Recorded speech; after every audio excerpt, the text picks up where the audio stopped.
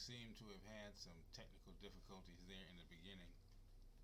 For whatever reason, the system was telling me that we did not have the proper resolution for our video to play. So, therefore, I had to play around in the background to get things up and running. Again, this is a new piece of software, Mishpachah. Shalom, Shabbat, Shalom, and bear with me as I'm working with this new piece of software. I believed that I had it all set up yesterday and that we would not have to touch it this way, but apparently that was not the case. I did end up having to take this software into the recording environment anyway and remaster it. So last night's video, for whatever reason, the audio was very low. We're going to turn this one up some more. The audio was very low for whatever reason. Let's see how high we can get this without it distorting. And I had to take it into the recording software and do some remastering before I could upload it. It just uploaded a moment ago. Everything was done, and so thank you for your patience. Remember, we are, again, here we go again.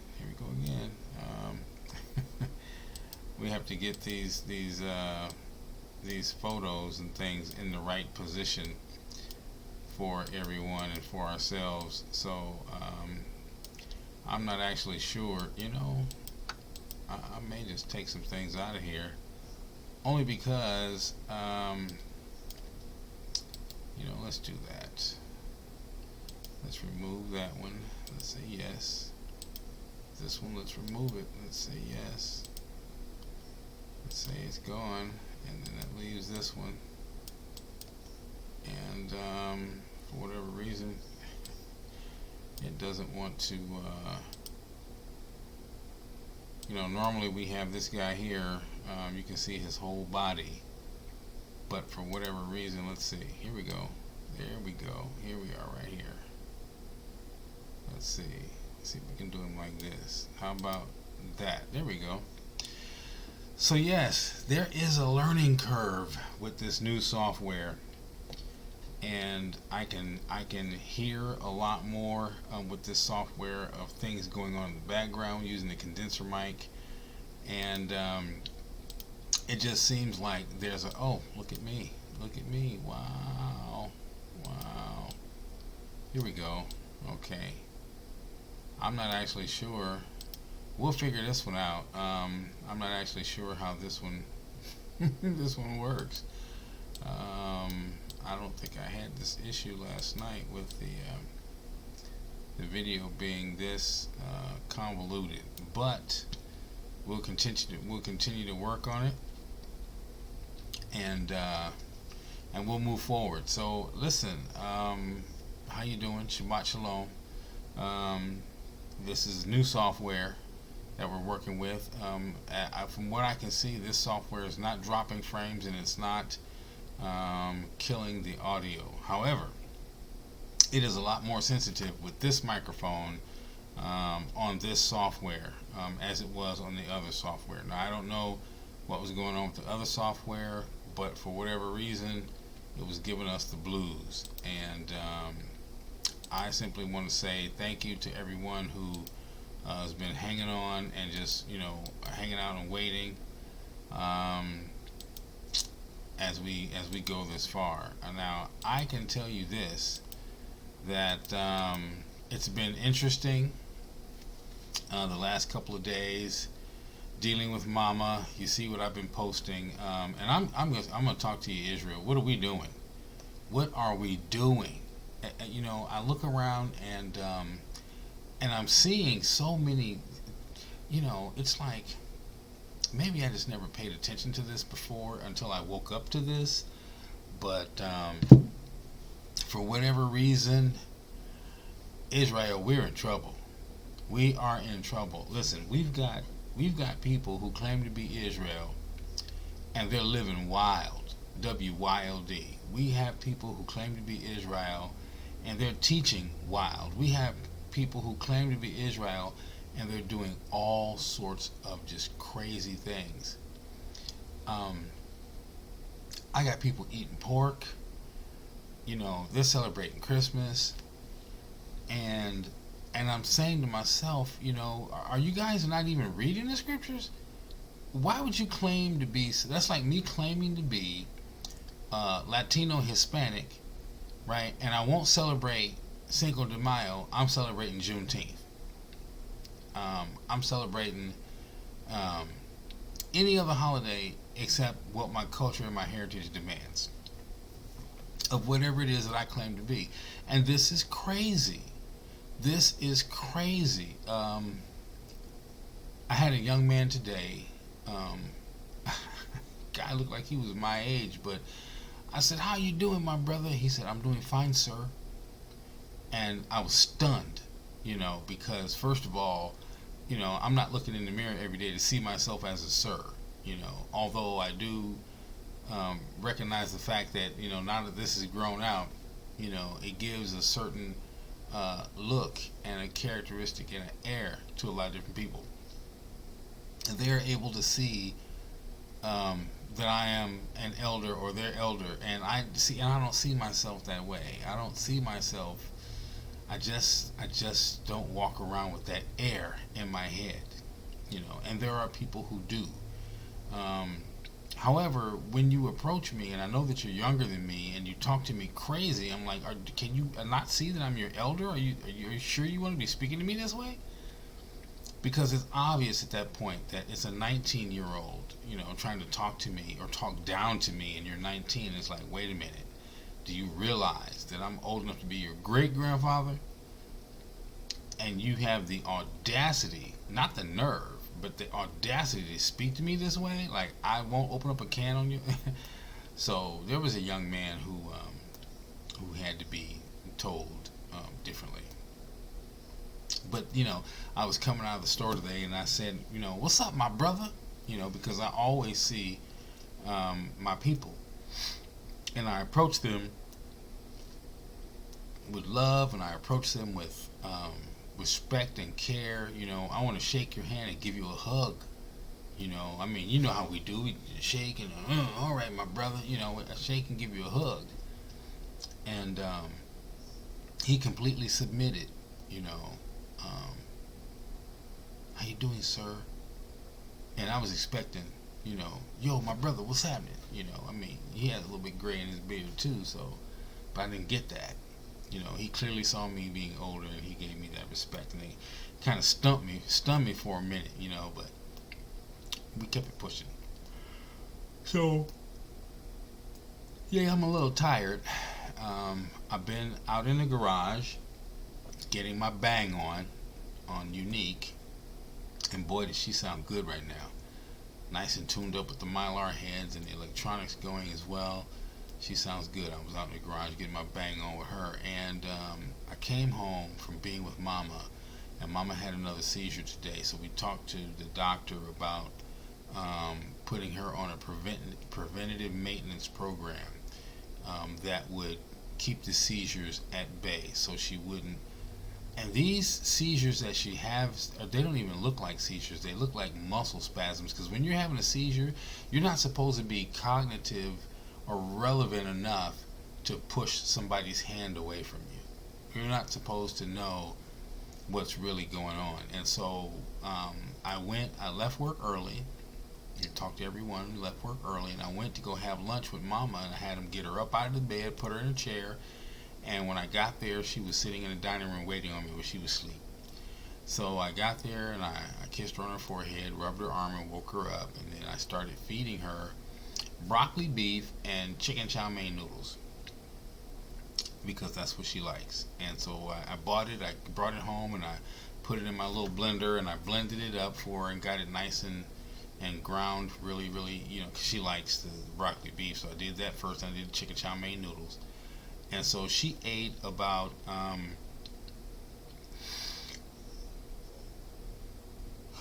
don't even know how much to say in the container. Well, actually, if you saw the last video where she was eating the mashed potatoes and the chicken breast, when you saw how much the mashed potatoes that she ate about the same of the broccoli beef and about half of that of the chicken chow mein noodles before she started having this episode. So it looks like a major muscle spasm and not really a seizure.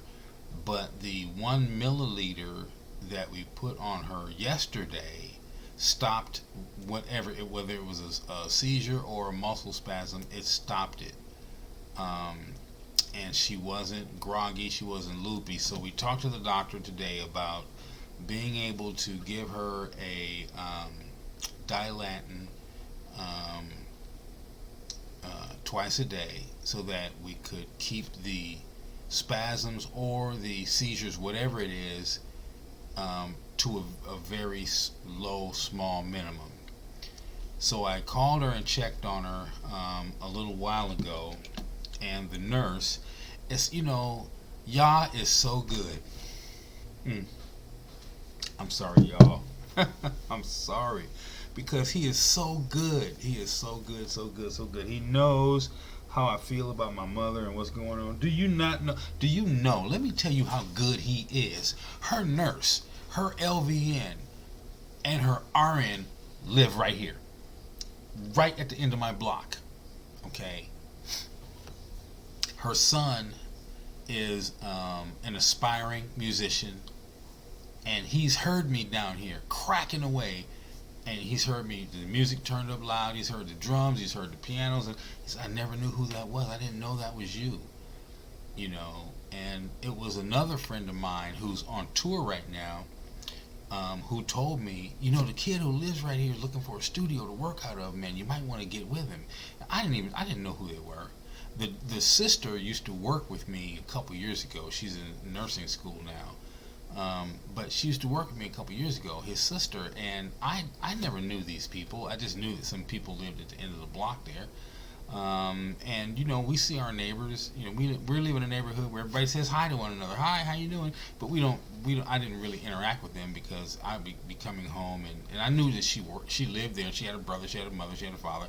I mean, I knew that much about them, but I didn't hang out with them. Those were kids. They were younger than me. But her nurse last week stopped into Mama's room and looked at her, and she looked at her in a long, hard way, and she says, I know you, and I know you, pointing at me, and she says, she rides the bus every day. And I said, yeah, she goes to the senior center. She has a little red cart going. I said, yes, that's her. And she says, oh, I knew you. And she says, she told me her name, and she says, I'm her nurse. I'm your mother's nurse. And I said, really? What's your name? So she introduced herself to me, and we just kind of went from there. And it's amazing to me just how small, this world is. I mean, her son is an orderly, or a CNA, or whatever you want to call it. We called it orderlies back in the day. But he lives right here, and the mama lives right here. And they're right at the end of the block. And so I called her to the hospital today, and she said, hey, it's me. And I'm like, oh, hey, how you doing? If you notice, I'm purposely not saying her name. How you doing? And I said, I just want to call and check on Mama. How's she doing? And she said, ever since I've been here, she's been fine. Now, let's see. She'll be on for another hour. She told me she's there till 11:30 tonight. She'll be on for another hour, and I will check in with her before she leaves. So I'm telling you guys, look, I work all day. Then I go hang out with Mama for hours. Okay, hours. Lunch, dinner, and after. I hang out for hours because it doesn't get dark until like 10 o'clock now. So I'll stay there 7, 8, 9 o'clock until I come home. And when I come home, a lot of times I have to be at work at 4 or 5 in the morning. So I'm only going to get a few hours of sleep. And I'm burning the candle at both ends. Hanging out with Mama is like a full-time job. I go to work for, 8, 9 hours, and I go hang out with Mama 7, 8 hours. And I'm home in the middle of the day just for a hot minute to let the dogs out so they can do their thing, and then I'm gone. I go hang out with Mama. When I come home, I might have time enough to get on your knee and do a beat down for about 45 minutes. And most times I come through the door, I eat and I go to bed because I'm burnt, and that's just been my life. So she had a small episode today, but the episode ended before they could even get anything in her mouth. And I was telling them that when the episode happened in the lunchroom, that I noticed, and so I had fed her some food, and she had some broccoli beef and some chow mein in her mouth. So I had a napkin, and I was getting in her mouth trying to get all the food out, and she was pushing my hand away. If you're having a seizure, you're not responsive enough or in the moment enough to know that what I'm doing, and you to push my hand away. So that's why I was telling them I don't think she's having seizures. I think it's mad muscle spasms or something different. I don't think that's a seizure. But see, in the medical industry, they'll call a muscle spasm, an involuntary muscle spasm like that, a seizure. And so I said, okay, so if we want to look at it that way, then let's do the thing that will be the least sedative. I do not want her drugged and out of her mind because she's sedated. So if it's a muscle spasm, what can we use that will help alleviate the spasm? Because that's tiring in here. It's a facial thing that's going on with her.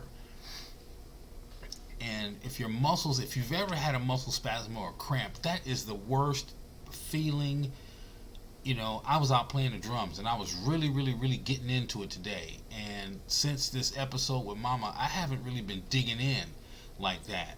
And I could tell that I was really digging in because my right leg started to feel like I was about to cramp. And I've laid in bed, and I know what that feeling feels like. 5 minutes before your leg gets ready to cramp, you start feeling certain muscles deep down inside your leg, deep down. It's going to come to the top. It's going to spasm, and you're going to be in a full-blown cramp. So I felt that coming, and so I got up off, and I said, you know what, I have to play more, but I haven't because I've been dealing with Mom. So I pushed myself to that limit tonight, and it took me about 5 minutes in this chair to be able to relax because I still felt my legs was starting to cramp. And so I know what Mama's going through and what it feels like for her to have to deal with that. So that was my main thing, what I was going through. And so as we got her back to the room, I'm cleaning up the table. They got her back to the room before the RN could even get there with the dose to put under her tongue. The seizure, spasm, whatever it was over with. And then she slept. And I sat by her bed holding her hand for about an hour, 2 hours. And then I came to the house, and she slept through it. Then I called it back over there about, let's see. Called over there about 3-4 hours ago. It's almost 10 o'clock now, so I called back over there about 4 hours ago, and she was sleeping, hadn't had an issue. Lady told me that she's going to be there till 11:30, and I'm just checking my phone to make sure I haven't gotten any calls from them. And as a matter of fact, let me plug this up, because they'll call my cell phone first. So if you watch the video from yesterday, it was posted twice. I did the first one, I posted it, the volume was very low, and so I had to go back and redo the volume, and I processed it and put some SSL and some APIs and a little bit of compression and what I normally do in the studio for anybody else's track. I said, why would I be skimpy with myself? Let me go ahead and remaster this thing and upload it. So that's what I did. I put some background music behind it. Wrote a track called Mama a few days ago, and I said, you know what, let me put the track on there. And so we're listening to empty words now, if you can hear that. If not, when the track gets uploaded, you will hear it then, because if it's not there, I'll put it in there. But this software, for whatever reason, a lot of times when I'm trying to get the track to play in the background, it's not playing. So we'll see what goes on. But the main thing is Israel. When I say what are we doing, I mean like what are we doing? You got people eating pork, and happy about it. Israelites eating pork. We can't keep living in this Gentile situation. We have to come out from among them, their churches, everything. We have to come out. We have to come out from among them. We're supposed to be a holy and separated people, and we are not a holy and separated people if we're living the same way the heathen is living. And I'm gonna tell you, they're heathens. Listen, sleeping with dogs, sleeping with your sisters and your cousins and your aunties and your mothers. Heathens. Okay? They eat whatever. They wear whatever. They do what I see people walking around here in the freezing cold rain. I'm bundled up and they got shorts and flip-flops on. I'm like, are you kidding me? I mean, it's a different world, baby, than where we come from. It's wild. So I'm gonna be moving around here a little bit, looking at some different things and trying to bring some things in for you. Whoa, what was that? Okay.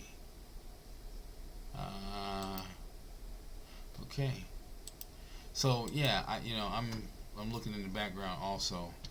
I'm trying to figure out how to bring up various different things like my eSword and my Hebrew Israelite scriptures, and because this is new software and I don't know how to do that yet. And it's yesterday was my first time opening up this software and working it like this, and I'm flying by the seat of my pants because I wanted to for so long come in here and hang out, with you guys, or even just put up some information for you guys, anything, because I hadn't been in here in so long, and I hadn't been, available for you for so long because of what's going on with Mama. And honestly, I'm down to the point where I know I'm going to need some help, financially. I know I'm going to need some help physically. I'm just going to need some help with Mama.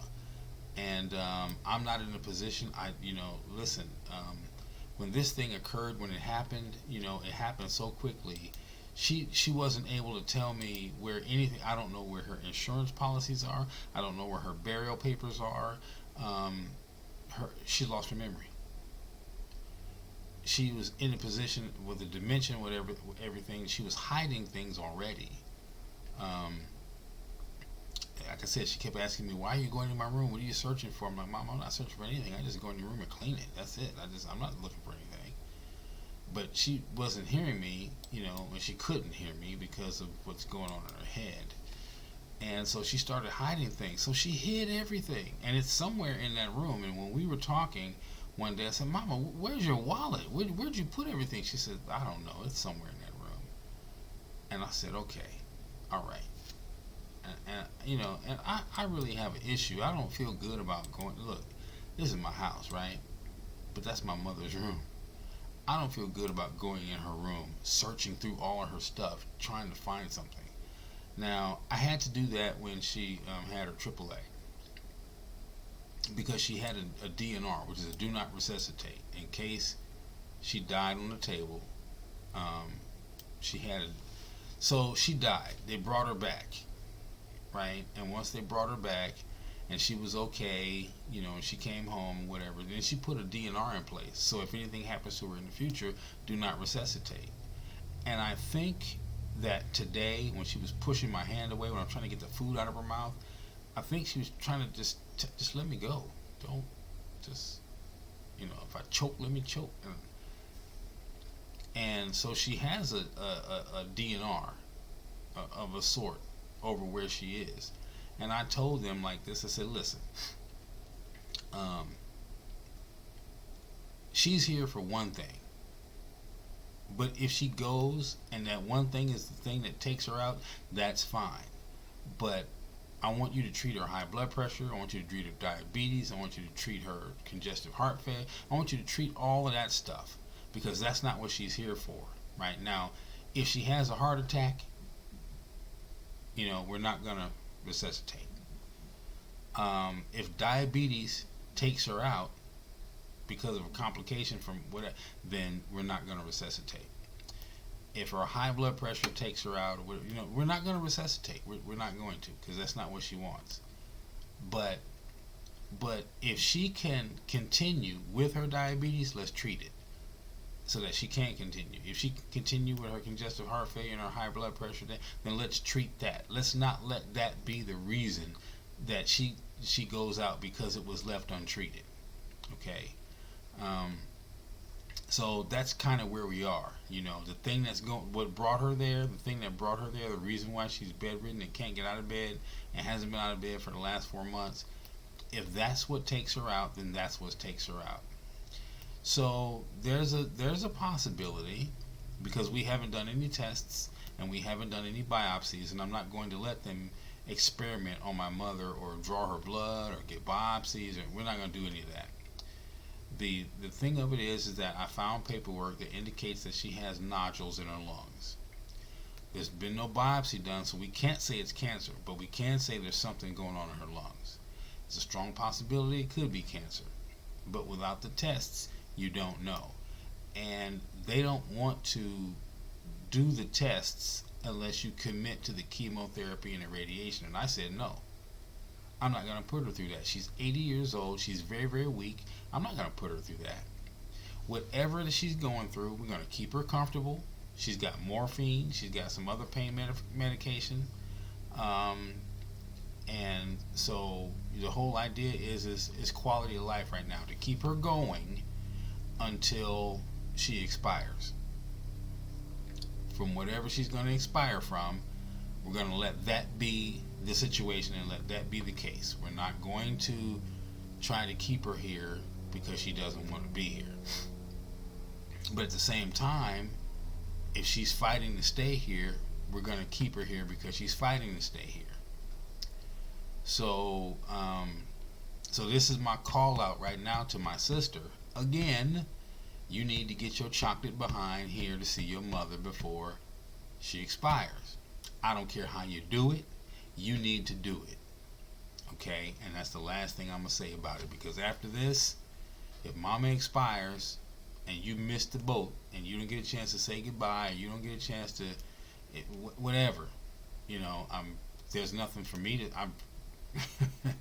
I have no words, and I won't have any words ever after the fact. And so I'm saying to you, my family, Mishpachah, if I'm wrong, tell me I'm wrong. Okay?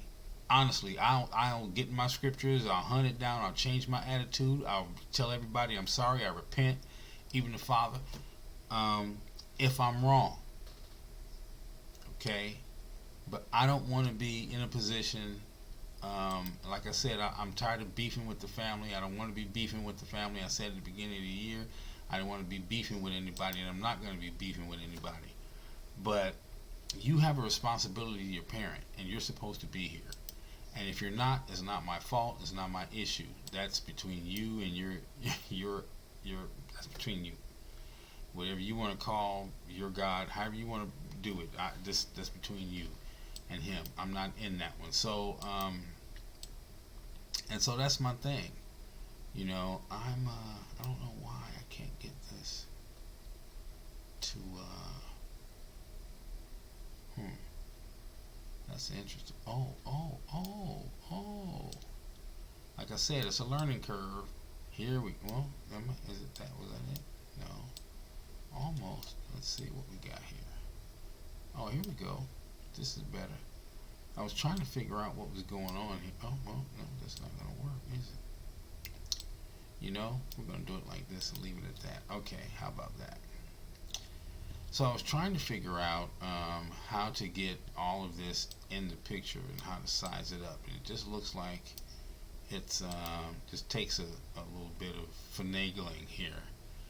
And again, new software, so it'll take me a while to do a few videos to figure it out, to understand how it really works. But the thing of it is that, from what I was seeing earlier, there was no audio pops like the other one was giving me, audio pops and breaking up. And then the video was jumping and around and spotty, and it was just really bad. And so I got onto the new software, and this seems to be okay now. I'm okay with this. But really, family, tell me if I'm wrong. If I'm wrong about this, I'm sorry. But understand, I'm burning the candle at both ends now. My life and then the life for Mama. It's hard because I always expect to see her walking by me, going out that door to go have a cigarette or go sit out there with the dogs, and her room. I haven't even been in her room. I haven't touched her room. I went in there and I did all her laundry. She had so much laundry hanging out on the floor, and I would say to you guys, I said to you before that her room smelled like a convalescent hospital,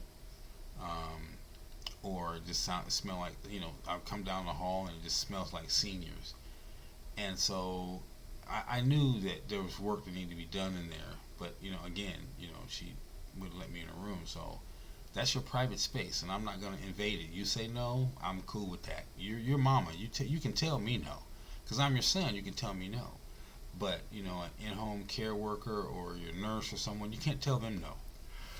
So I was trying to get someone like that to come into the house, to give me some help with her. I tried to get either a nurse to come in here, because she can't tell a nurse no. The nurse is like, no, we can't live like this. And then she got that infection, and that's kind of what helped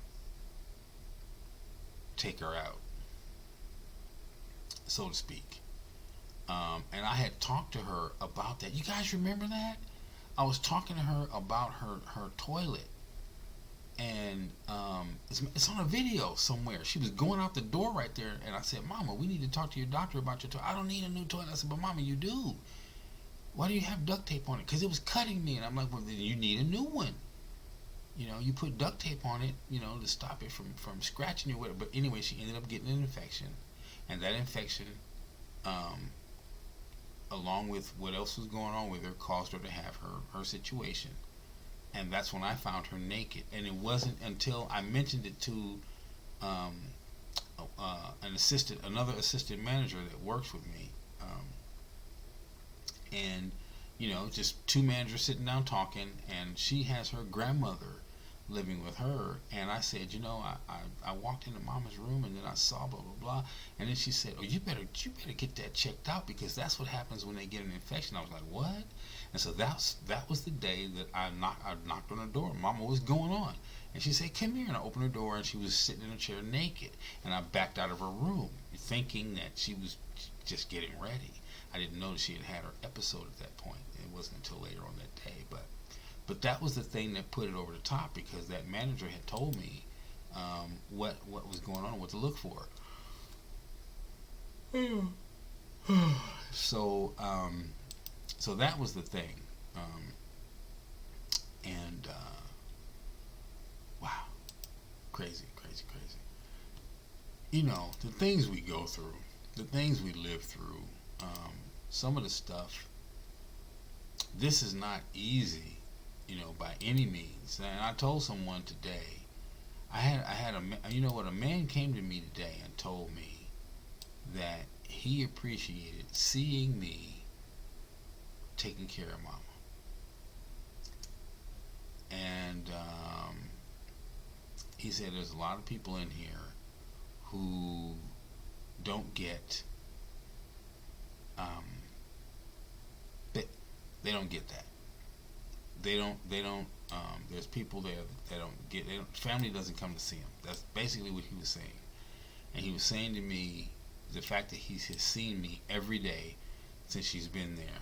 And he says, I know you get tired, man. I know that you're tired and you don't want to be here like this. He says, but I commend you for being here for your mother. I commend you. He says, because I didn't get a chance but to spend, he said 3 hours. I think he said 3 hours with his mom before she passed. And then an hour or so with his uncle before he passed. I'm sorry.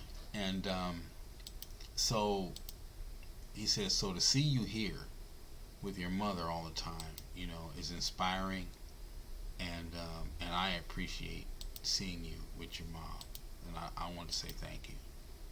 And I was like, wow. Okay, I mean, because I wasn't expecting that at all. Um, I wasn't, and people, this is why we have to be careful about the things that we do, because people are watching us, and they're watching us when we don't even know they're watching us. And so I try to make sure that I walk circumspectly. What am I looking for here? I'm in here for, I'm actually, scrolling through a file. I'm actually looking for something because, and I don't know if I'm in the right drive. But as I'm talking to you, I'm actually looking for something that I wanted to show you, but I may not be. Well, let's see. Let me see what files it says it's pulling. Oh, let's do this. Let's do all files. There we go. Now let's look. So, so Israel, what are we doing? You're taking care of your parents. Your parents are elderly. Your parents, I'm gonna tell you, some of you guys know, Mama, wasn't the best mother, and I wasn't the best son. But I'm gonna give you this right here, right now, because,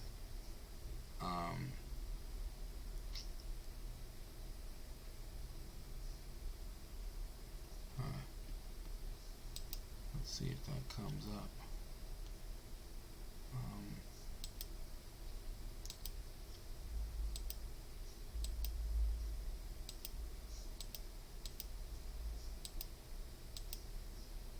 No, it doesn't. Let me delete that. I'm trying to show you something. And, where's remove? Yes, let's remove that. Let me see if I can do it again. Oh, maybe this is the one I need. Let's try this. Let's try this. Let's see if this is the one.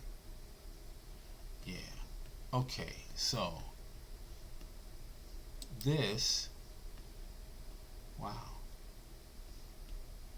Let me shrink it. Let's bring it into focus here. Yeah. Oh wow. Oh yeah. See, I shot this one with my camera. I remember when I did this one. This is a big, and I did a big picture too.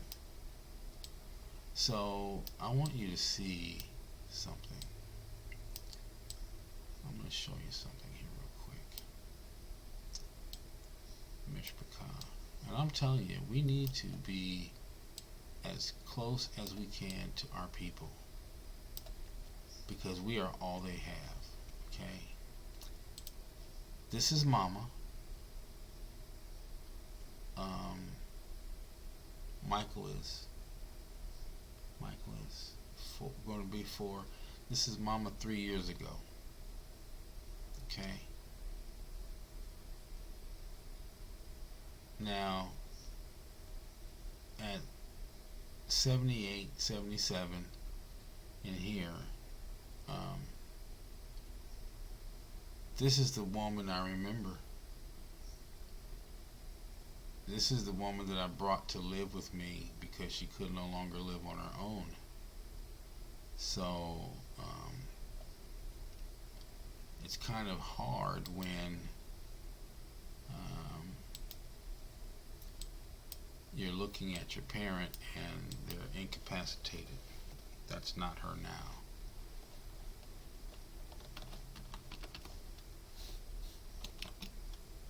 So we'll say this is 3 years ago, okay? We'll say this is Mama 3 years ago. What happened here? Let's go to, there we go. We'll say this is Mama 3 years ago. And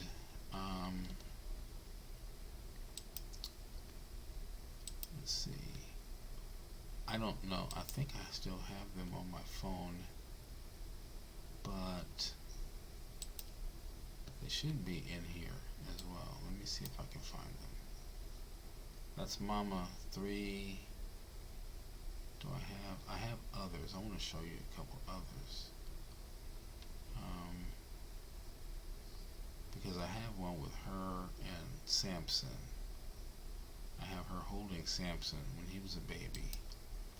Samson was having seizures, and after Samson had a seizure, Mom was sitting in a chair holding him. After I had came out of I was getting myself dried off because I had went into the shower with him when he was having a seizure with a cold block on his neck. And so I went into the shower with him. And so I had him dried off and everything. And I had Mama sitting there holding him. And I'm trying to see if I can get my hand on that. I can. Maybe it's right. Yeah, it should be right in here. So,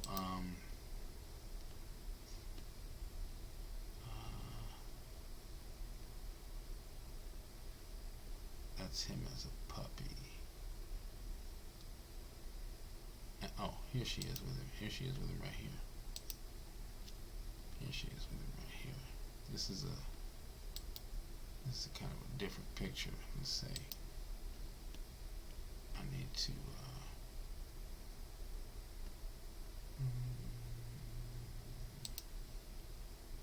see if I can flip this picture around. Let me see if I can do this. Here we go. Yeah, here we go. This is it right here. So it came in sideways, so let me turn it around so you can see it. This is an older phone and an older camera, so it's not all that clear. But this is before she moved in with me. She was sitting with Samson. He had a seizure, and so I had got him squared away, my boxer. I got him squared away, and so she was sitting there with him because I never left him alone after he had a seizure. He was always afraid to be alone and afraid to go to sleep after I pushed the medication down his throat and everything, because he always felt his seizures coming on in his REM sleep. He would wake up and look at me, and this look on his face would be like, it's happening, Dad, it's happening. And I would run and grab my block of ice and pick him up and run into the shower real quick, in straight cold water, fully clothed in my pajamas, whatever. I just run into the shower with him. And after he was done, because it's foaming at the mouth and slop and drool, and I'm wiping his face and cleaning him up. So I had him good and dried off, and I put him in her lap, and he was licking on her and saying, "Thank you, Granny, for hanging on to me," and and so that's why she was sitting there cheesing and laughing, because he was licking on her, and I said, he's thanking you because he's afraid to be by himself. He's glad that someone's with him. He's not by himself. And he was a puppy then. At that point, I think Samson was about 6 months old. At that point right there, 6 or 7 months old. And I had gone through a lot with him because I had fought parvo and distemper, and I did a lot to save that dog, and my full-blooded boxer, so I had a lot of money in him, and so anyway, from dealing with him and having grown up with Mom and a little bit in the medical industry, I knew what to do with seizures. And so today, when she was having her seizure, I didn't have a cold rag on me, but I pulled her up out of her wheelchair and sat her forward on me, so that if any food in her mouth would come out on me, when she started coughing or what have you. I didn't want anything to go down her throat, and she was pushing my hand away. And so I'm like, listen, I'm telling the nurses, this is not a full-blown seizure. This is something else. So, again, that's Mama, with Samson, and that was like, Samson's been transitioned to the light maybe, let's see, Michael's 4, so 5 years ago. I waited a year before I got another dog, so 5 years ago, and this is Mama. So let me see. I want to cancel this. I'm gonna name this one because I don't want to keep going over them, and they're right here. So I don't have a format. I just got finished out in the garage, and I was waiting for the other file to render so I could upload it. And as soon as it rendered, I uploaded it, and then I turned this one on for us and just kept it pushing. So that's what's going on. But at the same time, I want to see if I can show you this. Let me see. Because I have it on my other phone. And let's see. I have it on the other phone, and then here we go. Okay, so this is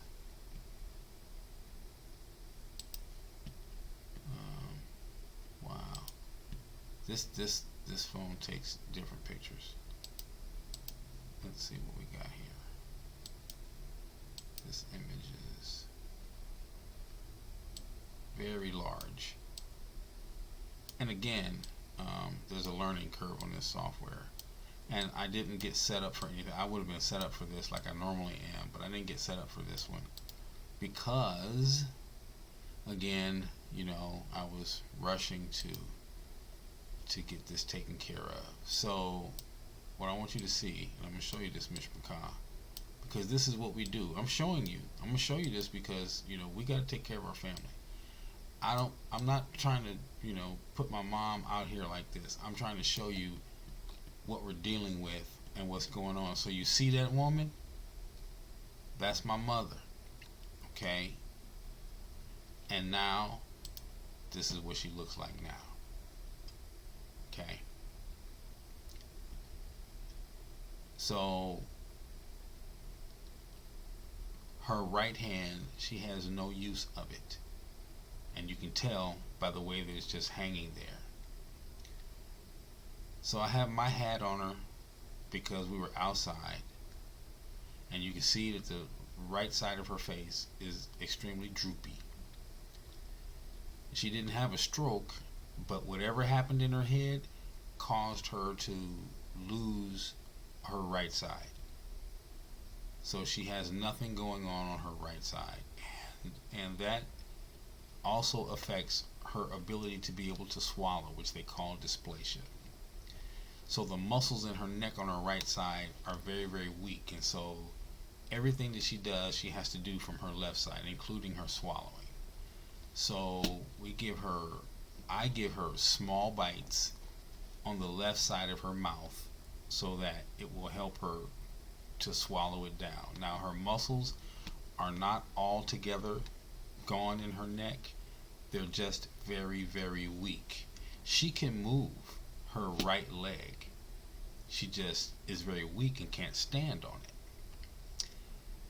She doesn't have any capacity in her right hand anymore. And before they did what they did to her down there, she could squeeze my hand with her right hand. She was getting better. And then they kept her medicated, and see, I don't even know when the last time she ate. The way that they kept her medicated, you don't eat, you don't drink, you just waste away. And she was 3 hours away from me, and they knew I couldn't get to her. And those people did that because I went down there and I got in their butts about the care they were giving my mother. And they told me I was wrong. But I'm not going to show you the picture of what she looked like when she came here. And I can tell you that they hadn't cleaned her. The nurses' aides and the orderlies said she was dirty, and it was 3 days worth of filth. That's your fecal matter and your urine. They hadn't cleaned her up in 3 days. But you want to convince me that people of color and all, it says everybody, doesn't matter what race they are, they get the same treatment here. But after I left, you started treating her like a damn dog. and you started abusing her, keeping her sedated, left her in her fecal matter, left her in her urine. She couldn't eat. She couldn't feed herself. She couldn't drink for herself. She was, when she got here, oh my God, she looked so bad. She looked so bad. So this was last week, what we're looking at. This was last week, like last Thursday or Friday. Okay. I told him, get her out of the bed, let's get her in her chair, and let me roll her around for a while. Okay. So this person right here, okay, that you're looking at, does that look like this person here? I mean, you can see that that's her, but look how much she's changed. Okay? So I'm saying to you, Mishpachah, take care of your family. Fight for them when no one is advocating for them. I'm sorry.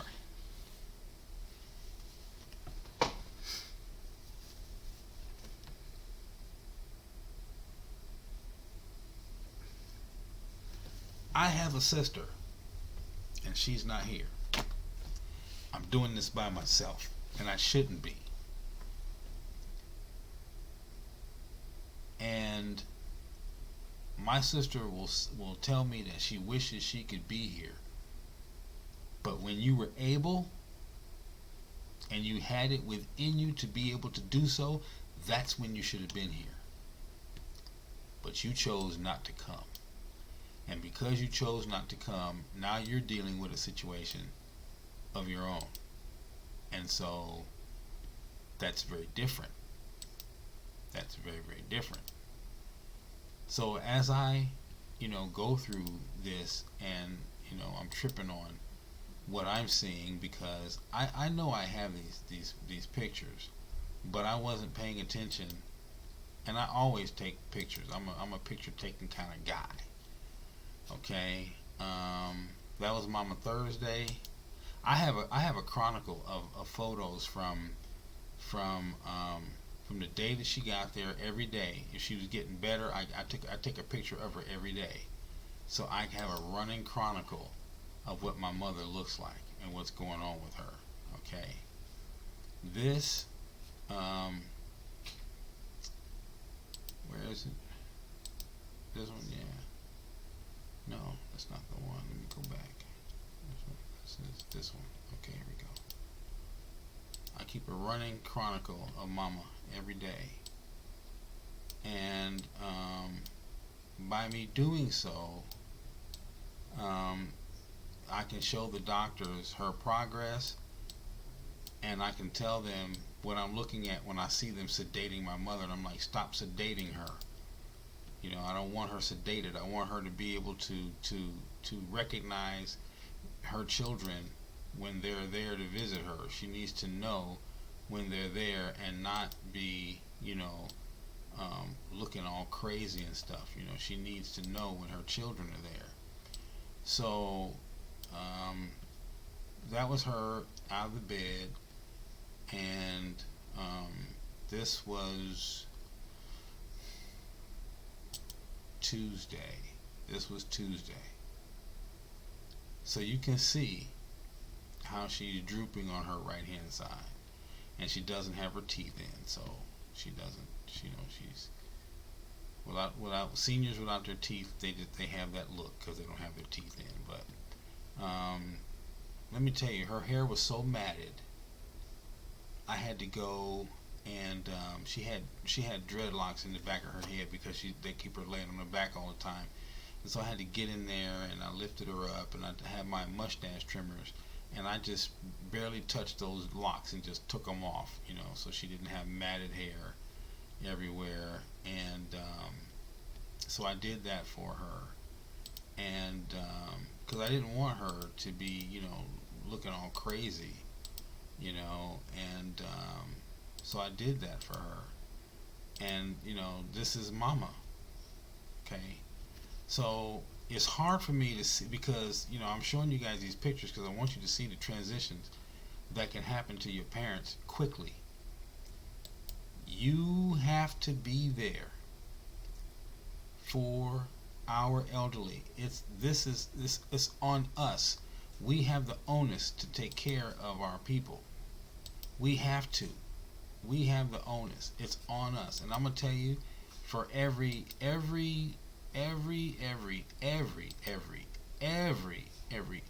thought and deed that we do in this body, we're going to be held accountable for it. So if you decide that you're not going to take care of your parent when you meet Yah, you're going to answer for that. If you decide, because he told you in his word, honor your mother and your father, that means take care of them. If you decide that you don't want to act right as a son or a daughter, when you meet Yah, you're going to answer for that. Every idle thought, word, and deed, you're going to answer for it. So I fight for my mom, and I fight and advocate for her because she can't advocate for herself. She can't tell the doctors what she needs. She can't. So I have to use my best judgment, and hope that I'm making the right decision. I tried to talk to her about it. I did. I tried to talk to her about it because she'll look at me, and I know that she's relevant. Because when she's looking at me, she's not drugged. She just, Mama can't speak anymore. Mama will say, yeah. She'll say, no.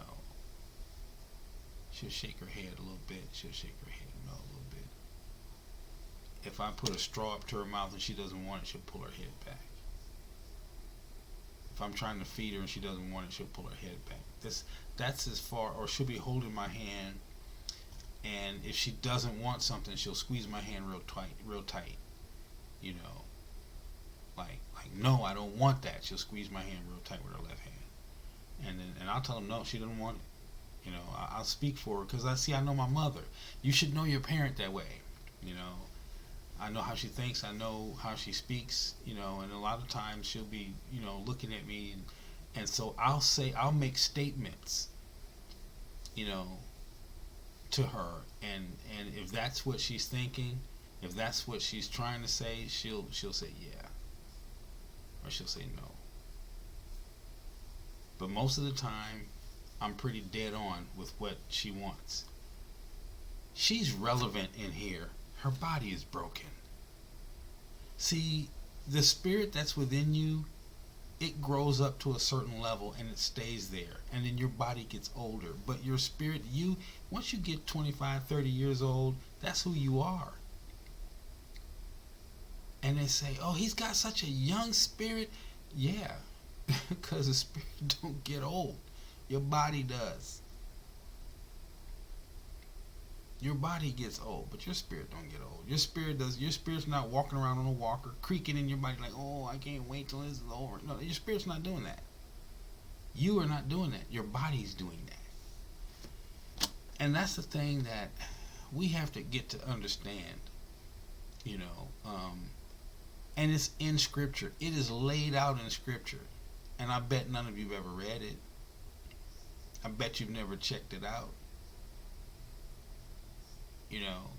You can look at the messengers, whom people like to call angels, and every time you see one in Scripture, it's about 25, 30 years old,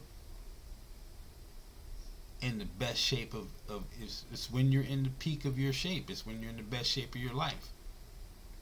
You're most productive in everything, and that's how they look. That's what you look like when you leave this body. Your body gets old. Your spirit doesn't. The you of you that looks at me, that looks at me from behind those eyes every time I look at you, and I can look down and see you in there, you don't get old. Your body does. So, when I had my stroke, I was locked in this body. I was relevant, but I couldn't do it. I couldn't do a doggone thing, hardly. And that's why you hear me keep referencing the Get Out movie when she says sink, and he fell away from his eyes. And that's exactly what it was like when I had my stroke. I could see that I was looking through the windows. I wasn't up here looking out the windows. I was back here looking out the windows. There was a break. And my mama had that. She has the same break. And I talked to her. I said, I know you're in there. I know you can hear me, right? Squeeze my hand. She squeezed my hand. I said, but you're having difficulty making the body do what you want it to do, right? She said, yeah. I'm like, yeah, I get it. I get it. You're looking out of windows right now, aren't you? She said, yeah. I'm like, I get it, Mama. Because it happened to me. And I'm so glad that it was me. My sister wouldn't understand this. My sister wouldn't understand this. My sister would sit there with her non-common sense having butt would say that something's wrong with Mama. Nothing's wrong with Mother. Okay? So when people are dealing with dementia, your physical brain is not connecting with this world, and you're actually seeing this world and the other dimension. Mishpachah. When Mama had her AAA, she told me someone came in the room, and she said he's standing in the corner. And then she told me, before you leave, take those guns out of here. I'm like, what guns, Mama? She said, they're up there on top of that. So she was looking in a whole different dimension. See, and when people have dementia, she was looking at a different, well, maybe that's what, dementia, you're looking at a different dimension, dementia. I just realized that. So she said, take those guns out of here. And the girl who told me about the infection type of situation, which causes them to do a certain thing, she said that when her grandmother first started experiencing her dementia, she would always talk about this cat that keeps coming into the room. And she's like, what cat, Granny? She's like, that cat right there under the table. There's a cat right there under the table. So whatever realm she's looking into, because it certainly wasn't this realm, she was seeing a cat. And you can call it crazy if you want to. It's not. It's a different dimension. You see, when Christ came into the room, when Yeshua came into the room where the 12 disciples were sitting, and they did not believe the report that they had received, that he had been seen of other people.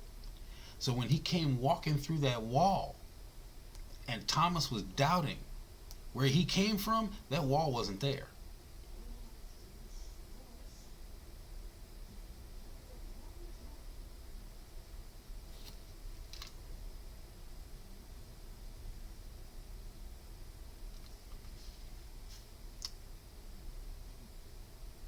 I hear talking.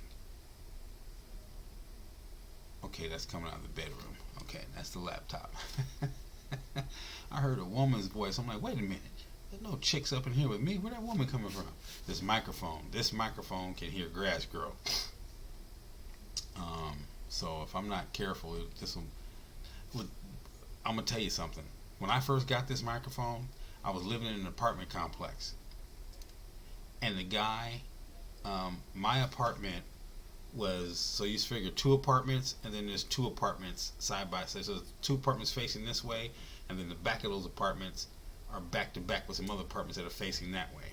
Okay, so my apartment was catty corner to the guy. It wasn't the dude who lived behind me. It was the one that lived over there, right? Was having sex with his wife, and this microphone picked it all up. I was trying to record. I'm like, where is that coming from? I kept hearing, I'm like, what is that? And I'm tripping, taking my headphones off. I'm like, what is it? Where is it coming from? Until I walked around the house with the microphone, and I pointed the capsule in that corner of the wall, and that's where it was coming from. I'm like, oh, okay. So I took the microphone and I turned off everything, and I said, I'm just going to wait. I got to wait because I can't hear this. I'm not trying to hear you doing your wife, or your girlfriend, whoever it was. But, I had this microphone, I have 2 of these, and they're both very sensitive. So, anyway, I have to be very, very, very sensitive about what's going on with Mama right now, y'all. And so I spend a lot of time, dealing with that. And we should spend a lot of time dealing with our seniors. This is because really, at one point or another, like I told my sister, we're next. All the old guard, those who are in front of us, are all passing away, and that puts us in the next seat to go. I don't know what's going to happen with me and who's going to be there for me. I don't know. I don't know. My son's doing whatever he's doing. My sister has her nephew. My sister has her son, my nephew, and his wife, and I'm flying solo. I am not trying to get back with the family in order to have somebody take care of me. I am really at my wit's end, and it's like it's a wrap for me. I have a sister who's supposed to be here assisting me with my mother. I'm not supposed to be uncovering my father's nakedness. And as a sibling, you should be helping your mother do everything that your brother can't. When you first talked me into this and got me out of my comfort zone almost 20 years ago, that's what you said you were going to do. And as soon as I got there and everyone got settled, I didn't even have a place to live. I was sleeping in a camper in the middle of a damn field.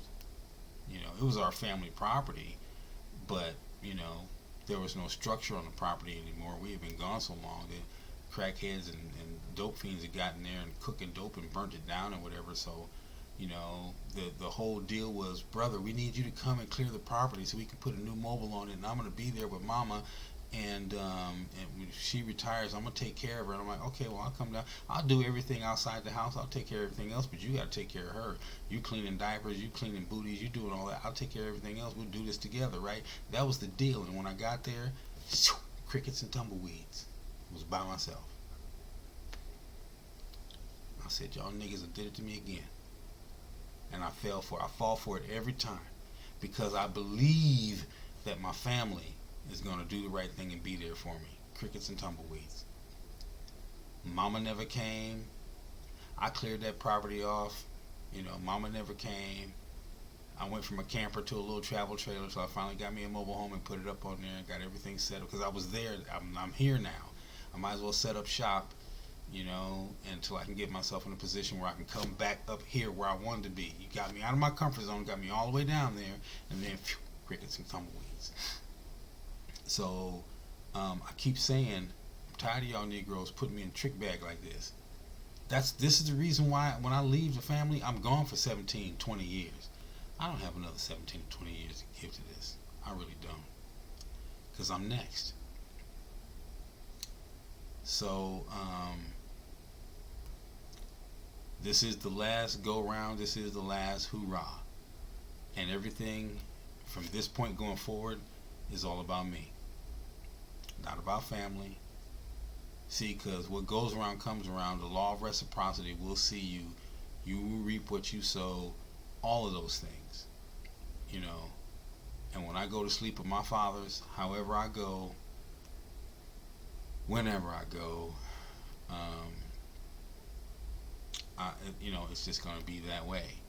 And I will wake up in my young 30-year-old body while I wait for the rest of the world to do what it has to do before the Father, brings along the first resurrection and we all come back with Messiah, with Yeshua. So, I know that my mother struggles with her current condition.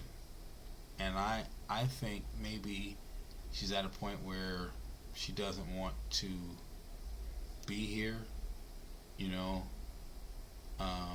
sometimes when she just stares off into space, it looks like she doesn't want to be here. But I haven't talked to her about it, and I'm going to tomorrow. I'll be there with her for breakfast. I'm going to take her some bananas, and I got some peaches over there. And before I go to bed tonight, I'll call the hospital again and see, if she's had any episodes or is she okay. At least compel them to go check on her. She's had 3 seizures in 72 hours, and so I told the doctors, okay, I think it's time we get preventative and proactive with it. So 3 a.m., her medication is supposed to be there by 3 a.m. So that she can have her first morning dose. And usually it's about 24 to 48 hours in between her seizures or muscle spasms, because she had one yesterday and then she had one today, and when we looked at it, it was about 24 hours in. So she should be good. I pray that most times she's good. See, my thing is, I don't care what happens to us. I just don't want us to suffer, Mishpachah. I don't want you to suffer. I don't want me to suffer. But because of who we are, you know, the entities that swarm around us, that hate us, you know, because this is a spiritual war. Hasatan and his family, they want us dead. Right? When he saw Adam and he saw Eve and he understood what was happening and what they were in that garden for and what was going to happen, he realized man was taking the place of him, and that's what he was jealous about. That's why he fell. Who is man that you would look at him over us? How is he going to judge? He's a man. See, when he understood that we would be judging angels, and even him, he couldn't take that. Vanity and pride. Go read it for yourself. Ezekiel 28. Go read it. It's not only in Ezekiel, it's in other books as well. But when you read about his vanity and his pride, you understand he hates us. He don't really care about the other nations. He hates us. Because he knew that the Father was going to choose us as the apple of his eye. And in the garden was mankind. And it was the man that he loved, and the woman that he took from the man that he loved. And he hated that to the point where he wanted us dead. That's why, if you guys remember, I did a video called Remember the Fallen, Angels that is. And in that movie, in that video that I did, I went through a lot of the different movies that had fallen angels in it. And I spent some time with the Melanie Griffith and the Nicolas Cage one, because if you remember, it was called City of Angels. And every morning, they were standing on the beach, looking at the sunrise, listening to the music. And in the evening, they'd be standing on the beach, facing the west, watching the sun go down, listening to the music. Okay? So, in the garden, and you have to read the testament of Adam and Eve in order to even understand this, that the angels went off to worship, and so did Adam. And when Adam left, Eve was by herself, unprotected, and that's when Satan came. When she was by herself, unprotected. By the time Adam got back, the dirty deed was already done, and she had agreed, for this knowledge, I will seduce my husband. And she did. You have to go read the testament of Adam and Eve to get that. So, anyway, Mishpachah, I wanted to come in here, Shabbat Shalom, and just wanted to say thank you for your prayers. Thank you for, you know, loving on me and Mama, and giving me well wishes and all of that. I can only tell you that I don't know what the rest is going to bring. I know I'm going to need help, right? I might even have to start a Patreon. If I can't find her her burial papers or whatever, I'm going to have to start a Patreon and just hope that Israel, just hope you guys, you know, help me get it together so I can take care of Mom for her last rites and her remaining moments. Someone told me, I think my sister told me that it was already paid off, and I'm like, well, it could be paid off all it want to. If I don't have that paper, I can't get nothing done. You know, I need to have, so where is it? I don't know. Why don't you know? Well, if she told you that she had it, why didn't you ask the question? Well, Mama, where is it? Why didn't you ask? I don't know, brother. See, that's what I'm saying.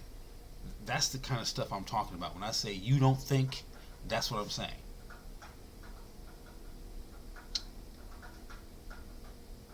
You have to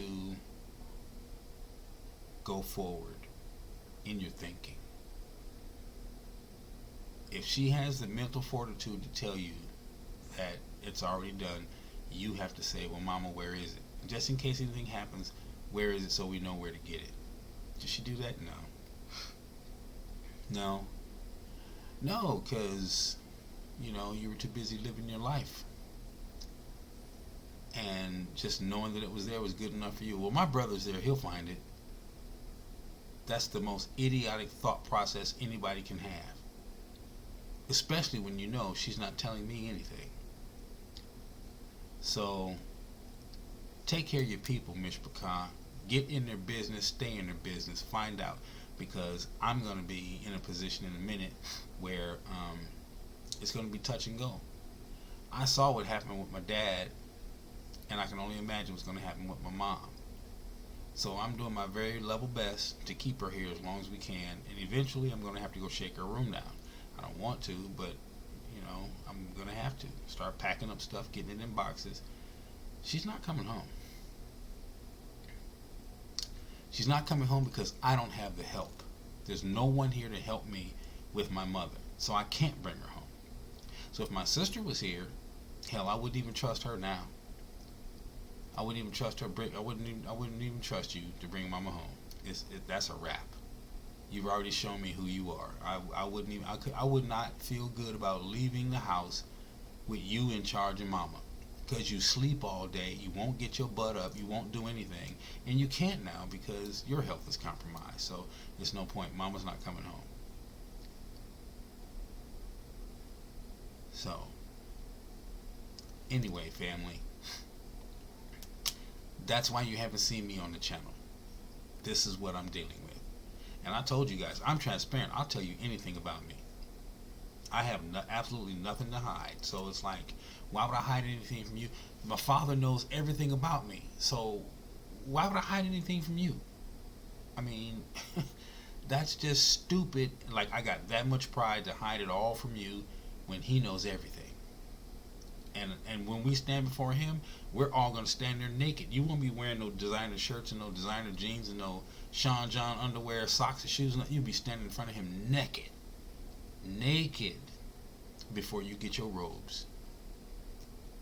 So that's where I am, family, and that's what we're doing. Now, as we go forward with this, I am going to put together some teaching. Someone asked me for a couple of different series of teachings, and I'm going to put those together, and we'll bring those to you. But before I did that, I wanted to get a new piece of software, work on some stuff, try to iron out the bugs, and then just be honest and let you guys know why you haven't seen me, why I'm not on the channel, what's going on. Now you know. Now you know.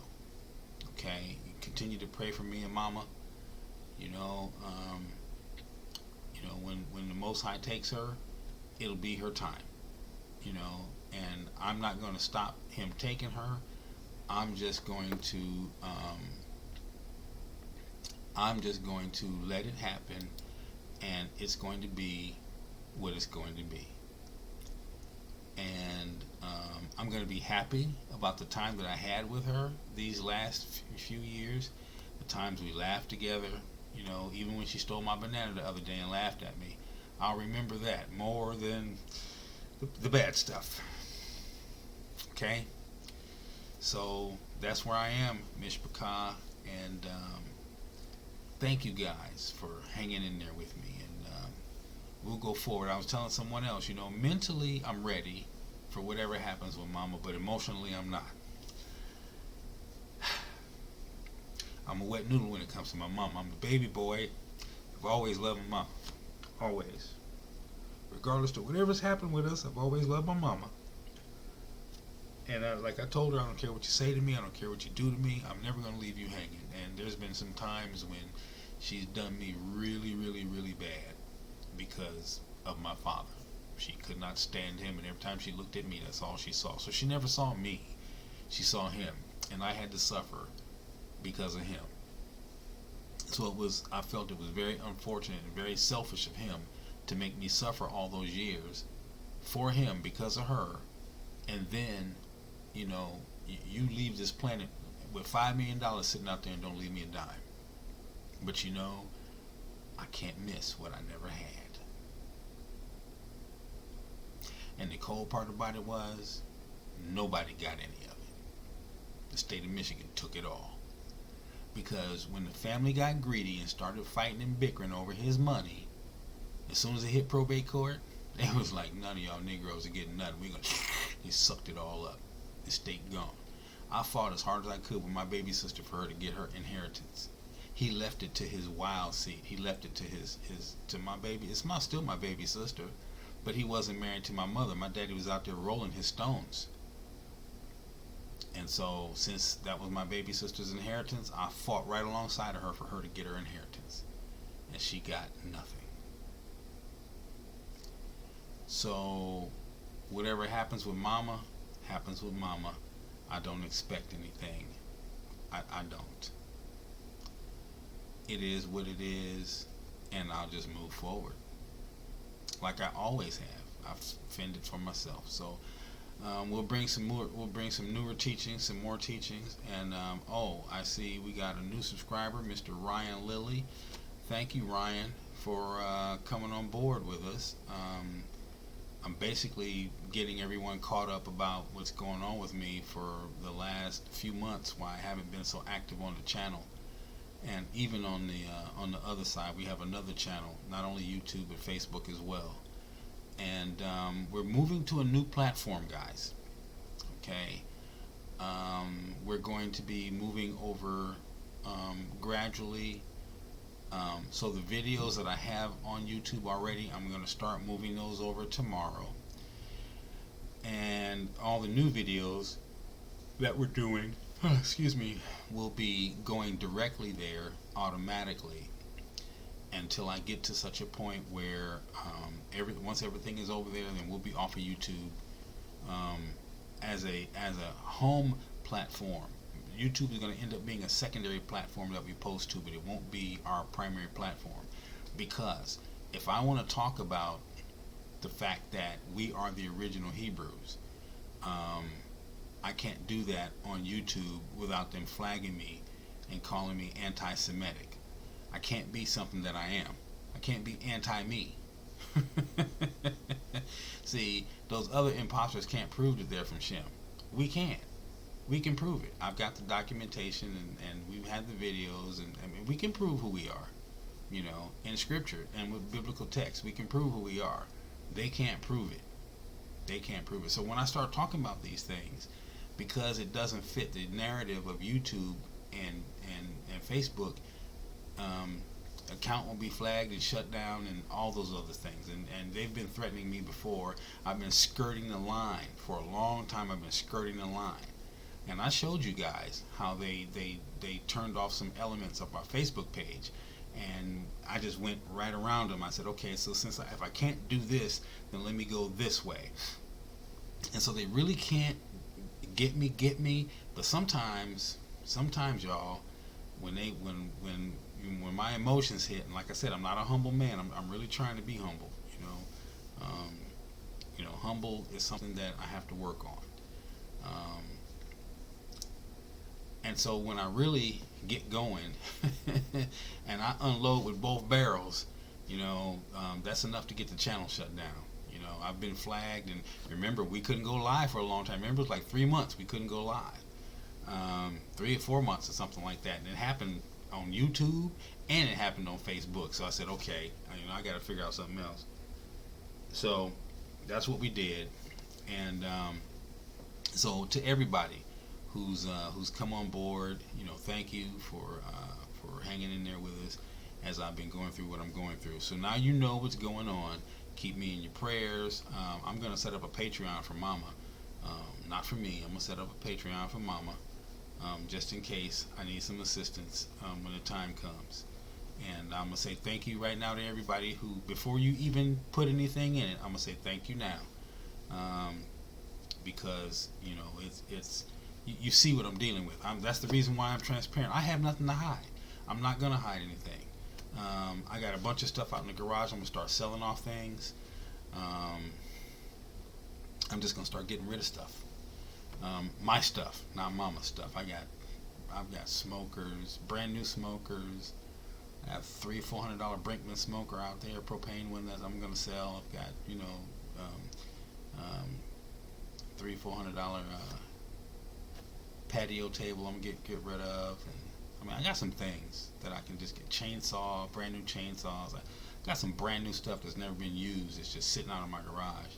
I'm just gonna unload things, just start unloading stuff and put it toward that fund, just in case. So anyway, Mishpachah, I hope you guys have a great evening. I'll be back in here, tomorrow. I'm gonna go have breakfast with Mama, and then I'll be back, in the afternoon, and then we'll pick up some more teaching, and I'll be playing with this platform here. I'll be talking to you guys about the new platform and just some other things. I'm looking for one more other platform, so I need a replacement for YouTube and a replacement for Facebook. And so because the censorship is starting to get kind of strong, and for those of us who speak strongly and we let the word fly when we crack the book, that bothers them. So we have to be careful about how we bring our word, and I don't want to be careful. I want to bring it. I want to let you have it so you can see it and understand it, and whether they like it or not, and they don't like it, and so that's the reason why they're taking down a lot of sites. But that's just where it is, my friends and my family. And so we're going to leave it right there. I'm going to say thank you, and I hope everybody has a good night, and I'll see you guys later.